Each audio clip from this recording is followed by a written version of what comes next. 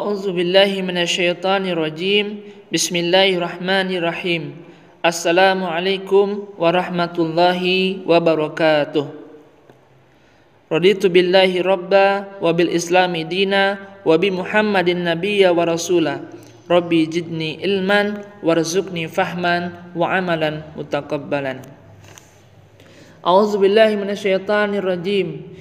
Ya ayyuhalladzina amanu la ta'kulu amwalakum bainakum bil batil illa an takuna tijaratan an taradim minkum wala taqtulu anfusakum innallaha kana bikum rahima. Ini adalah Quran surat An-Nisa ayat ke-29. Iwafillah rahmatullah, apa yang dimaksud dengan ayat ini sebagai pembuka pembahasan kita, yakni adalah teguran bagi kita sebagai orang-orang yang beriman untuk tidak saling memakan harta sesama kita dengan jalan yang batil atau tidak benar, kecuali dalam perdagangan yang berlaku atas dasar suka sama suka, saling ridho di antara kita. Dan janganlah, kata Allah, kamu membunuh dirimu, sungguh Allah Maha Penyayang kepadamu. Maha benar Allah dengan segala firman-Nya. Ini adalah ayat pembuka, sahabat sekalian, untuk pembahasan kita, yaitu fikih muamalah. Mari kita lihat konsepnya dulu. Fikih ini kan meliputi dua hal ya, terkait dengan ibadah, kemudian juga terkait dengan muamalah secara umum. Muamalah secara umum ini terdiri juga menjadi tiga bagian. Yang pertama adalah munakahah, yang kedua adalah muamalah khusus, dan yang ketiga adalah jinayah. Yang akan kita pelajari adalah terkait dengan muamalah khusus, yang terdiri atas tiga. Yang pertama adalah politik, ekonomi, sosial. Muamalah yang kita akan pertama bahas adalah terkait dengan ekonomi. Fikih muamalah ini terdiri dari dua kata. Yang pertama adalah fikih, kemudian muamalah. Fikih berasal dari kata al-fahmu, pemahaman.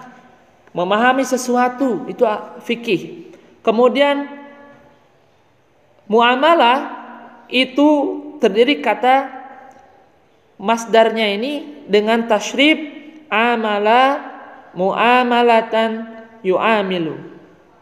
Artinya apa? Adanya proses interaksi antara beberapa pihak yang artinya saling bertindak atau saling mengamalkan. Kalaulah misalnya kita satukan, berarti pemahaman tentang aturan syariat yang mengatur hubungan antara sesama manusia serta hubungan antara manusia dan alam sekitarnya secara umum. Nah, ini muamalah kalau secara luasnya. Bagaimana kalau secara sempit? Dalam arti yang lebih sempit ini, fikih muamalah adalah aturan Allah Subhanahu wa taala yang mengatur antara hubungan sesama manusia dalam usahanya untuk memenuhi keperluannya masing-masing dengan cara yang paling baik. Dengan demikian, fikih muamalah merupakan sebuah penekanan akan keharusan menaati aturan Allah Subhanahu wa taala yang telah ditetapkan terkait hubungan antara sesama manusia yang meliputi perolehan, pengaturan, dan pengembangan harta benda sesuai dengan syariat. Karena manusia adalah makhluk sosial, maka dia tidak bisa hidup sendiri. Kita memakai baju, tentu bukan berarti kita yang harus buat baju. Kemudian yang jual baju pun belum tentu dia bisa buat baju. Yang menjahit baju pun belum tentu dia mempunyai produksi kancingnya atau benangnya. Maka ini berkaitan, selalu berkaitan. Maka di sanalah Islam mengatur terkait dengan bagaimana hubungan manusia, terutama terkait dengan tijarah atau jual beli. Prinsip dasar muamalah adalah yang pertama, yaitu hukum asal muamalahnya seperti apa. Ulama fikih sepakat bahwa hukum asal muamalah adalah diperbolehkan atau mubah, kecuali terdapat nas yang melarangnya. Hal ini didasarkan pada salah satu kaidah sebagai berikut. Al aslu fil asya'il ibahah hatta yadullad dalilu ala tahrim. Segala sesuatu pada dasarnya boleh kecuali jika ada dalil yang mengharamkannya. Jual beli baju boleh kecuali ada dalil yang mengharamkannya. Misalnya baju yang berasal dari kulit babi misalnya. Lah, itu kan baju. Ya kita lihat bajunya hukum dasarnya boleh, tapi dari pembuatannya itu dari barang haram, maka kita sudah bisa menghukumi bahwa itu haram. Seperti itu. Contoh misalnya dalam Quran surat Yunus ayat ke-59, mohon maaf. Qul ara'aytum ma anzalallahu lakum min rizqi faja'altum minhu haraman wa halala. Qul Allahu adzina lakum am 'alallahi taftarun. Katakanlah Nabi Muhammad SAW ini, terangkanlah kepadaku tentang rezeki yang diturunkan Allah kepadamu, lalu kamu jadikan sebagiannya haram dan sebagiannya halal. Katakanlah, apakah Allah telah memberikan izin kepadamu tentang ini, ataukah kamu mengada-ngada atas nama Allah? Nah ini teguran. Jangan sampai kita bertijaroh dengan hal-hal yang haram. Hal-hal yang diperbolehkan saja kita bisa bertijaroh, begitu. Konsep yang selanjutnya adalah konsep fikih terkait dengan muamalah. Bagaimana? Fikih muamalah akan senantiasa berusaha mewujudkan kemaslahatan, mereduksi permusuhan dan perselisihan di antara manusia. Allah SWT menurunkan syariat untuk merealisasikan kemaslahatan hidup hambanya dan tidak bermaksud memberi beban ataupun menyempitkan ruang gerak kehidupan manusia. Nah ini ya. Jadi konsep fikih muamalah ini adalah memang khususnya adalah untuk mewujudkan kemaslahatan bersama. Menetapkan harga yang kompetitif. Bagaimana pembahasannya? Manih takaro fahuwa khati'un. Barang siapa yang menimbun barang, maka ia bersalah atau berdosa. Hadis riwayat Muslim. Nah, sebagai makhluk sosial ini, setiap orang membutuhkan satu sama lain. Tadi ya. Kemudian, sementara di pihak produsen harga yang lebih rendah atau kompetitif tidak mungkin dapat diperoleh kecuali dengan menurunkan biaya produksi.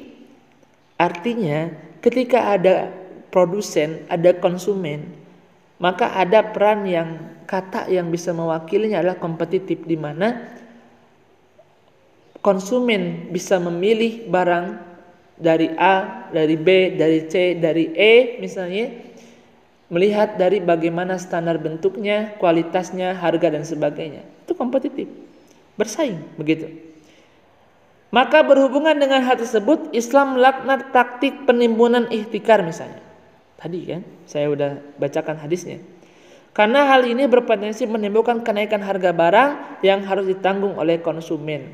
Contoh misalnya kemarin ada yang menimbun masker ya, karena menginginkan atau berharap karena musim pandemi ini ketika ditimbun terlebih dahulu bisa naik harganya. Nah ini perbuatan tercela begitu.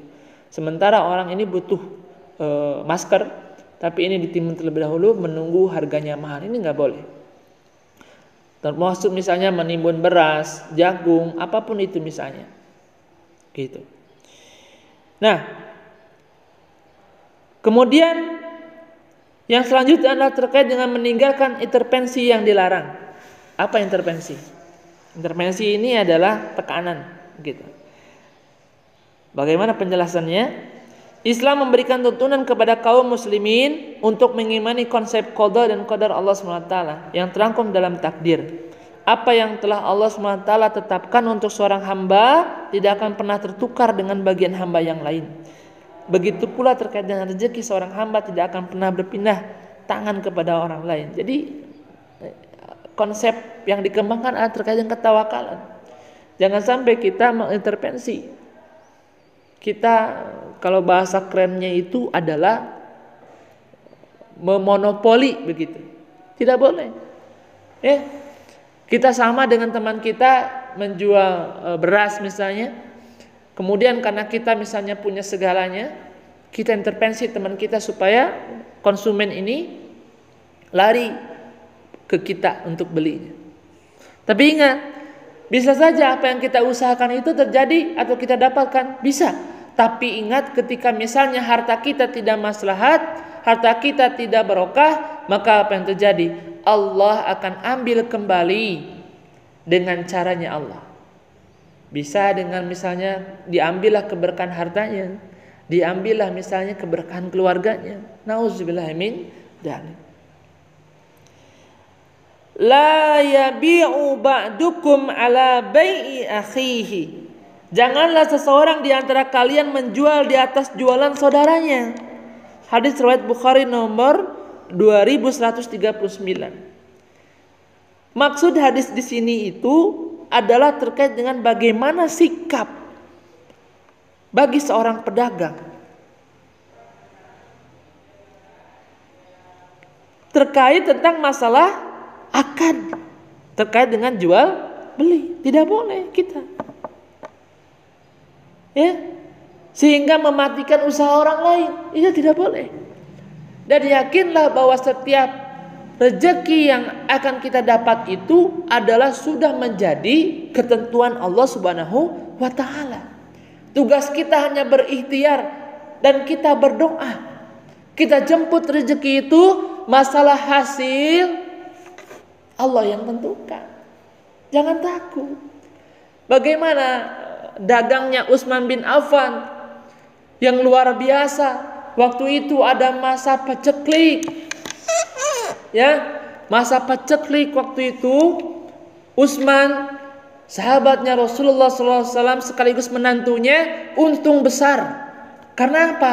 Karena beberapa waktu belakangnya ada seorang penjual kurma, ya, kemudian ternyata dia menipu.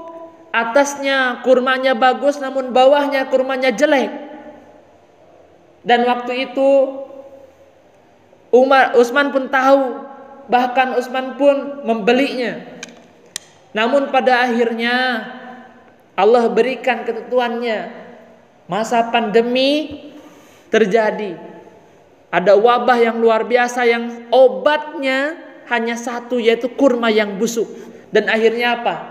Rezeki Utsman pun datang bertubi-tubi karena beliau membeli kurma yang sudah busuk.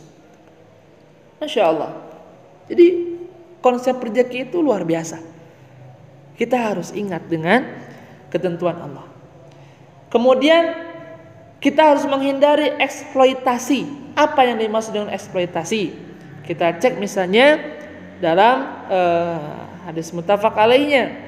Al-muslimu akhuhul muslimi la yadlimuhu wa la yuslimuhu wa man kana fi hajatin akhihi kana Allahu fi hajatihi wa man faraja an muslimin farajallahu anhu kurbatan min kurabi yaumil qiyamah wa man satara musliman satarahu Allahu yaumal qiyamah.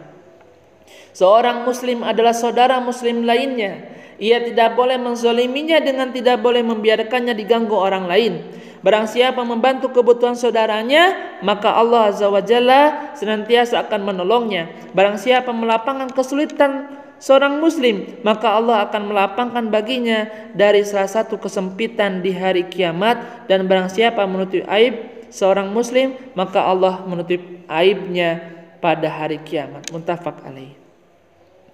Semangat hadis ini memberikan tuntunan untuk tidak mengeksploitasi sesama saudara muslim yang sedang membutuhkan sesuatu dengan cara menaikkan harga atau syarat menambahkan yang itu justru bakal memberatkan begitu. Ya, kita tidak boleh memanfaatkan keadaan orang lain demi kepentingan pribadi. Kemudian bagaimana selanjutnya adalah terkait dengan memberikan kelenturan dan toleransi. Toleransi merupakan karakteristik dari ajaran Islam yang harus direalisasikan dalam setiap dimensi kehidupan. Nilai toleransi ini bisa dipraktikkan dalam kehidupan politik, ekonomi, ataupun hubungan kemasyarakatan lainnya. Khusus dalam transaksi finansial, nilai ini bisa diwujudkan dengan mempermudah transaksi bisnis tanpa harus memberatkan pihak terkait. Allah SWT akan memberikan rahmat bagi orang yang mempermudah dalam transaksi jual beli. Jadi jangan dipersulit kalau misalnya bisa mudah. Baik, selanjutnya kita akan membahas tentang bagaimana ruang lingkup fikih muamalah. Ruang lingkup fikih muamalah mencakup segala aspek kehidupan manusia seperti sosial, ekonomi, politik, hukum, dan sebagainya. Aspek ekonomi dalam kajian fikih sering disebut dengan bahasa Arab yaitu iktisodi. Jadi terkait tentang masalah ekonomi. Di ekonomi terbagi menjadi dua. Yang pertama adalah muamalah madiyah, yang kedua adalah muamalah adabiyah. Saya menjelaskan ya. Yang pertama adalah ruang lingkup muamalah madiyah. Bagaimana pengertiannya? Adalah ruang lingkup muamalah yang mengkaji segi objek dari sebuah muamalah. Dengan kata lain, muamalah madiyah ini adalah aturan yang ditetapkan syara terkait dengan objek benda, di mana dalam memenuhi kebutuhan yang sifatnya kebendaan seperti jual beli, seorang muslim tidak hanya fokus untuk mendapatkan keuntungan semata, namun juga memperhatikan aturan jual beli yang ditetapkan syaraknya. Itu. Syara ini adalah syariat. Bagaimana sifatnya? Yakni misalnya bendanya yang halal atau haram, syubhat, ya, terkait dengan diperjualbelikannya, atau bagaimana? Atau misalnya mendatangkan kemaslahatan atau kemudaratan. Jadi terkait dengan hal itu. Maka kajian yang dimaksudkan terkait dengan bab wilayah muamalah madiyah itu antaranya sebagai berikut. Contoh terkait dengan masalah jual beli. Yang kedua terkait dengan gadai. 3 terkait dengan jaminan. 4 terkait dengan pemindahan utang. 5 terkait dengan jatuh bangkit atau tafiz. Kemudian yang keenam terkait dengan batas bertindak, al-hajru. 7 perseroan atau perkongsian, asyirka. Kemudian yang ke-8 persoalan harta dan tenaga, perseroan harta dan tenaga atau mudorobat. Kemudian sewa menyewa tanah, ya. Kemudian upah, gugatan, sayembara, pembagian kekayaan bersama, pemberian, pembebasan, damai, pembagian hasil pertanian, kerjasama dalam penggarapan tanah, pembelian barang lewat pemesanan, pemberian modal usaha, pinjaman barang, sewa menyewa, penitipan barang, beberapa masalah kontemporer seperti bunga bank, asuransi, kredit, dan masalah lainnya. Nah ini. Kemudian terkait dengan muamalah adabiyah. Muamalah adabiyah ini adalah ruang muamalah yang mengkaji segi subjek dari sebuah muamalah. Dengan kata lain, muamalah adabiyah merupakan aturan-aturan Allah SWT yang ditinjau dari segi subjeknya atau pelakunya, yang meliputi ijab dan qabul, saling meridai, tidak ada keterpaksaan dari salah satu pihak, kejujuran pedagang, penipuan, pemalsuan, penimbunan, dan segala sesuatu yang bersumber dari indera manusia yang ada kaitannya dengan peredaran harta. Jadi pada praktiknya muamalah madiyah dan muamalah adabiyah ini nggak bisa dipisahkan karena terkait dengan objek dan subjeknya, begitu. Ya, nah baik. Terkait dengan ekad ekonomi, insya Allah kita akan lanjutkan di pembahasan besok. Dan untuk sekarang saya ingin kalian supaya bisa memahami lebih detail lagi, silakan nanti dikerjakan terkait dengan kemukakan pengertian fikih muamalah dengan kalimat Anda sendiri.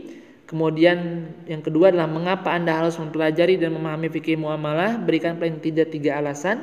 Yang ketiga adalah jelaskan prinsip-prinsip dasar dan ruang lingkup fikih muamalah dengan ringkas dan jelas. Isi di Google Classroom-nya, mau pakai Word ataupun misalnya foto boleh ya teman-teman semua, supaya kita sama-sama saling memahami terkait dengan bagaimana fikih muamalah ini ya. Ditunggu secepatnya. Terima kasih. Assalamualaikum warahmatullahi wabarakatuh.